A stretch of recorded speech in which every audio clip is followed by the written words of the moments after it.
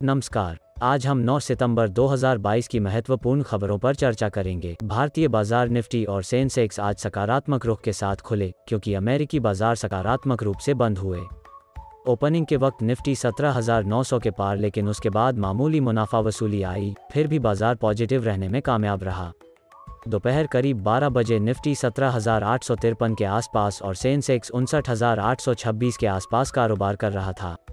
आज की शुरुआत में सेंसेक्स 60,000 के पार चला गया। अप्रैल के बाद ऐसा पहली बार हुआ है कि सेंसेक्स 60,000 के पार पहुंचने में कामयाब हुआ है।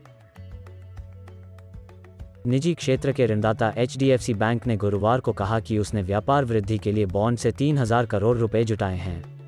HDFC बैंक ने एक नियामक फाइलिंग में कहा कि बैंक ने गुरुवार को निजी प्लेसमेंट के आधार पर निवेशकों को बॉन्ड जारी और आवंटित किए। इसमें कहा गया है कि ये असुरक्षित, अधीनस्थ, पूरी तरह से भुगतान, गैर परिवर्तनीय, बेसल 3 अनुरूप स्थायी ऋण 7.84% की कूपन दर वहन करेंगे। इंडिगो एयरलाइंस के सह प्रवर्तक राकेश गंगवाल और उनकी पत्नी ने गुरुवार को मूल कंपनी इंटरग्लोब एविएशन में 2.74% हिस्सेदारी खुले बाजार लेनदेन के माध्यम से रुपये 2005 करोड़ में बेच दी। गंगवाल ने फरवरी 2022 में कंपनी के निदेशक मंडल से यह कहते हुए इस्तीफा दे दिया था कि वो अगले 5 वर्षों में अपनी इक्विटी हिस्सेदारी को धीरे धीरे कम करेंगे। गंगवाल ने राहुल भाटिया के साथ कम लागत वाली वाहक इंडिगो एयरलाइंस की सहस्थापना की। रिपोर्ट्स के मुताबिक NTPC ने अक्षय ऊर्जा बिजली की आपूर्ति के लिए सशस्त्र बलों के साथ समझौता किया है। रिपोर्ट में कहा गया है कि अक्षय ऊर्जा स्रोतों से बिजली खरीदने के लिए भारतीय सशस्त्र बलों द्वारा यह पहला समझौता है। टाटा पावर की एक इकाई Tata power renewable energy limited ने गुरुवार को कहा कि वो महाराष्ट्र में विराज प्रोफाइल के लिए 100 मेगावाट का सौर ऊर्जा संयंत्र स्थापित करेगी। विराज प्रोफाइल प्राइवेट लिमिटेड VPPL एक स्टेनलेस स्टील निर्माता है जो नंदगांव के तारापुर में स्थित एक संयंत्र का मालिक है और उसका संचालन करता है। Tata power renewable energy limited TPREL ने एक बयान में कहा, इसने 100 मेगावाट कैप्टिव सोलर प्लांट स्थापित करने के लिए VPL के साथ सहयोग किया है। संयंत्र से लगभग 200 MU ऊर्जा उत्पन्न होने और सालाना लगभग 170.43 मिलियन किलोग्राम CO2 ऑफसेट होने की उम्मीद है। कोल इंडिया ने गुरुवार को निवेशकों को सूचित किया कि मौजूदा संदर्भ में कोयले की कीमतें बढ़ाना मुश्किल है, जब अर्थव्यवस्था उच्च मुद्रास्फीति से जूझ रही है। खनिक उच्च डीजल और विस्फोटक कीमतों के कारण उच्च इनपुट लागत को कम करने के लिए कीमतें बढ़ाने की मांग कर रहा था। कोल इंडिया ने पिछले 4 साल में कीमतें नहीं बढ़ाई हैं। रिलायंस पावर बोर्ड ने VFSI होल्डिंग्स को इक्विटी शेयर जारी करके 933 करोड़ रुपए जुटाने के प्रस्ताव को मंजूरी दे दी है।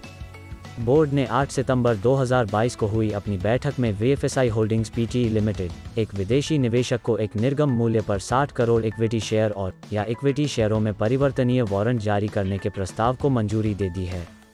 BSE फाइलिंग के अनुसार 15 रुपये और 55 पैसे प्रति शेयर और वारंट, कुल मिलाकर 933 करोड़ रुपए। ऑटो कलपुर्जा निर्माता संवर्धन मदरसन इंटरनेशनल लिमिटेड ने गुरुवार को कहा कि वह चेन्नई में Daimler India commercial vehicles DICV frame निर्माण और असेंबली संचालन सुविधाओं का अधिग्रहण करेगी।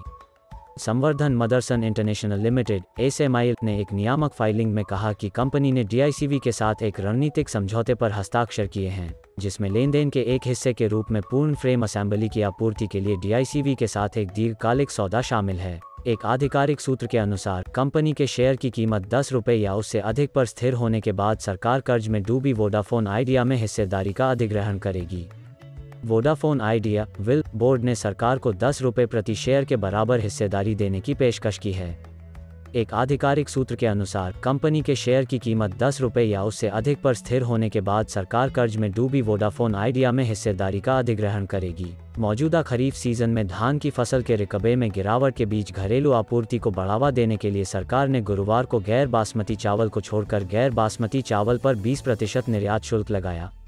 राजस्व विभाग की एक अधिसूचना के अनुसार भूसी में चावल, धान या मोटा और भूसी, भूरा चावल पर 20% का निर्यात शुल्क लगाया गया है। KRBL एक चावल प्रसंस्करण और निर्यात कंपनी है और दुनिया की सबसे बड़ी चावल मिलर है। आज के लिए इतना ही। आशा है आपको वीडियो अच्छा लगा होगा। सुनने के लिए धन्यवाद। इस तरह के और भी कंटेंट के लिए हमारे चैनल को लाइक और सब्सक्राइब करें।